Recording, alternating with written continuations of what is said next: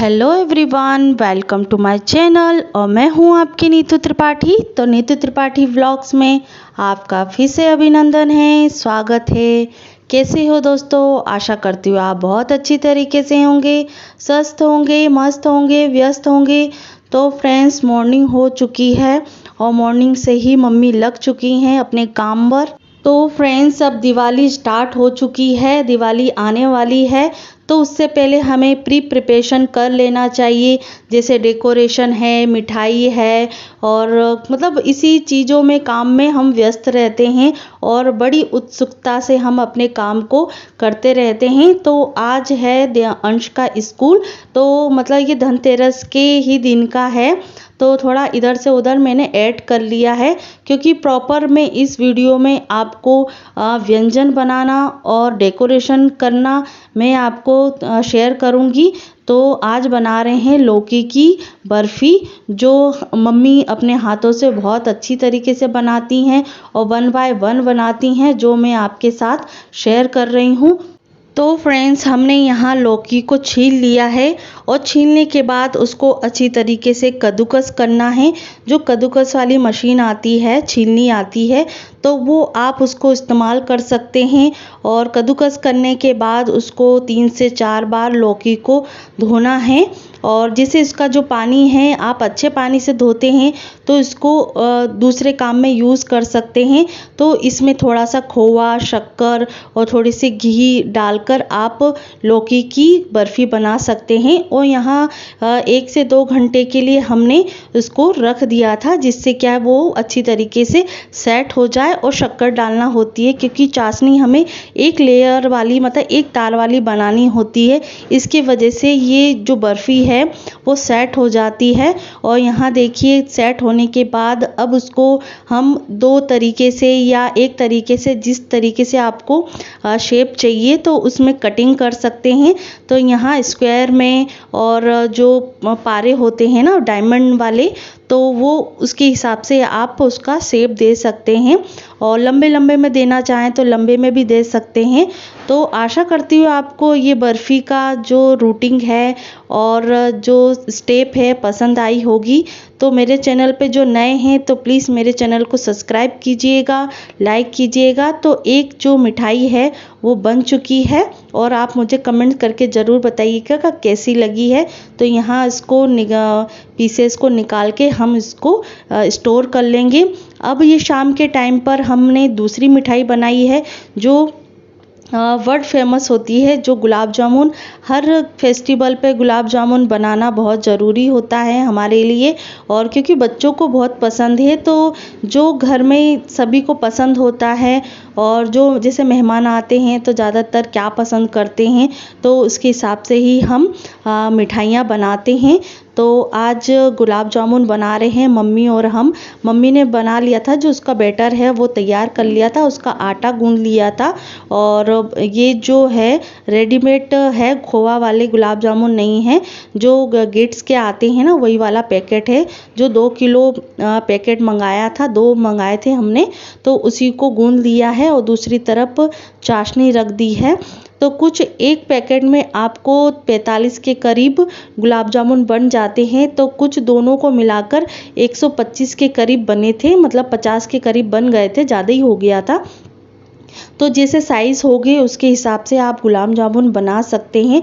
और गोल गोल बनाने के बाद इसमें किशमिश डालना है, इलायची डालना है, तो जो आपको फ्लेवर देना है तो वो दे सकते हैं। तो चाशनी में आप इलायची पाउडर डालकर उसमें ज़रूर आप गुलाब जामुन को फ्राई कर लीजिए। थोड़ा सा गोल्डन ब्राउन हो जाए, या थोड़े से ब्लैक वाले होते हैं ना, वो आपको टेस्ट चाहिए तो वो भी बना के आप सेक सकते हैं। और उसको गरम गरम चाशनी में डाल दीजिए। तो बहुत ज़्यादा जो गुलाब जामुन है फूले फूले होते हैं। और किसी की शिकायत आती है कि बीच में हमारा जो गुठलियाँ पड़ जाती हैं और पकता नहीं है गुलाब जामुन, फूलता नहीं है, तो वो इसी की वजह से है। जब आप उसको गरम चाशनी में डालेंगे तो वो ऑटोमेटिक ही मतलब फूलने लग जाएंगे, और बहुत टेस्टी भी लगता है और दिखने में भी अच्छे लगते हैं गुलाब जामुन।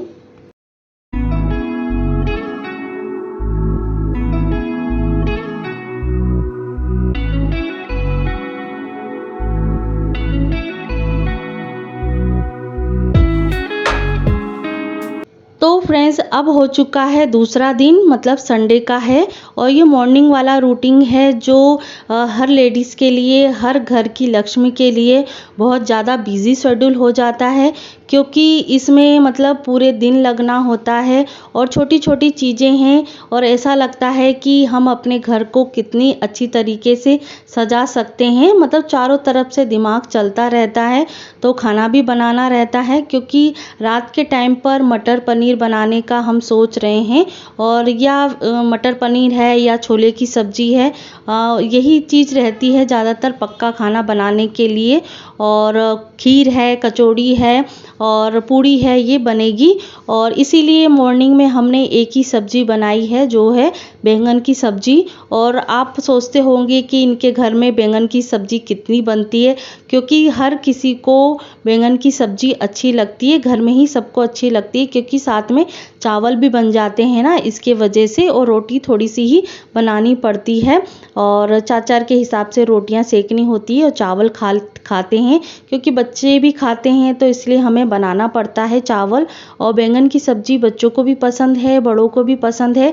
तो यहाँ मैंने 2 बैंगन काट लिए हैं और फटाफट से यहाँ मैंने सब्ज़ी छोंक दी है, क्योंकि खाना बनने के बाद जो फ्री टाइम मिलता है ना, उसी काम में हम अपने काम को पूरा कर सकते हैं, क्योंकि खाना बनाने का झंझट नहीं होता है, उस चीज़ से हम फ्री हो जाते हैं, कब किसी को जल्दी भूख लग के आ जाए। तो यहाँ अभी कुछ 11 के करीब बज रहा था, कुछ आधा घंटा और मेरे पास बचा था, क्योंकि 12 साढ़े 12 बजे के आसपास सभी के खाना खाने का टाइम हो जाता है। कोई 12 बजे खाता है, कोई 1 बजे खाता है, तो उसके हिसाब से मैंने पहले से ही खाना बना के रख दिया है और आटा गूंद के रख दिया है। जो जैसा खाएगा उसके हिसाब से मैं रोटियां सेक दूंगी। तो यहाँ मैं लाइटिंग लगा रही थी, क्योंकि छत पर लग चुकी हैं, बाहर लग चुकी है, और बस ये सामने बरामदे में लग नहीं पाई थी, तो मैंने सोचा कि चलो मैं ही लगा देती हूँ। तो हस्बैंड ने देखा तो सोचा कि उन्होंने कि तुम क्यों लगा रही हो, मैं लगा देती हूँ, क्योंकि कील तो पहले से ही लगी हुई थी, मुझे बस टांगना था।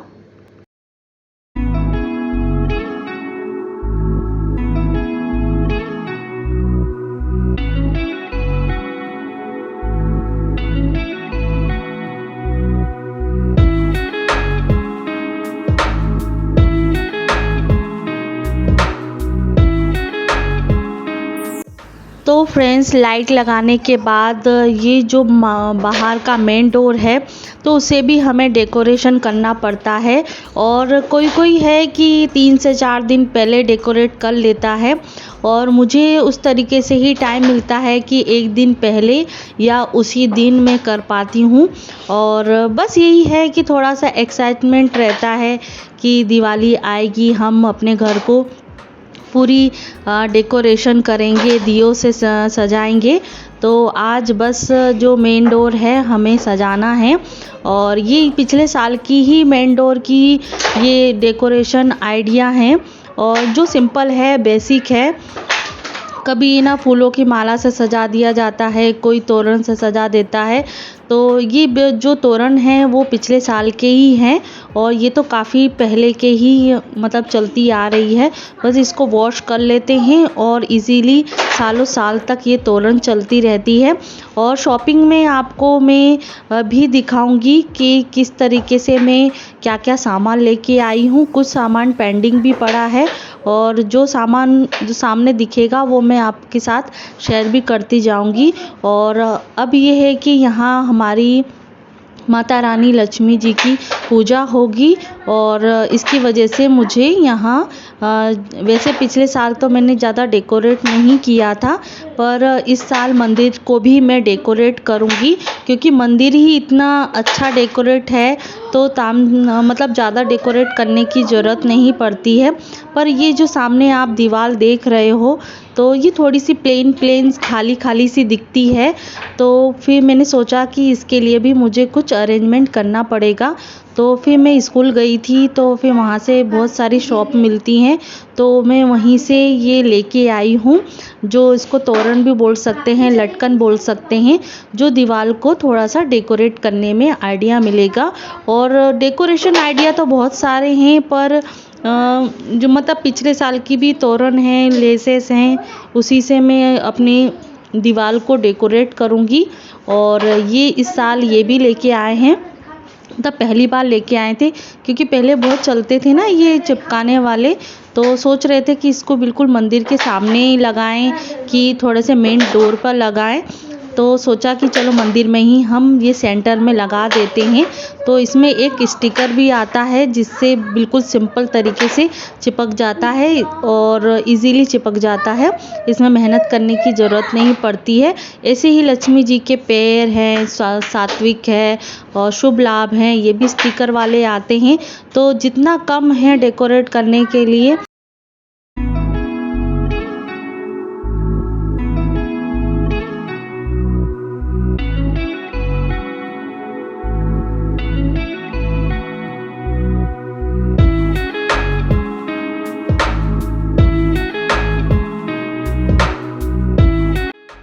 तो फ्रेंड्स, यहाँ पापा बहुत सारे आम के पत्ते लेकर आ गए थे, क्योंकि मेन डोर पर, दोनों मेन डोर पर लगाना होता है और जो हमारे घर के बाहर जो दरवाज़ा है वहाँ लगाना होता है।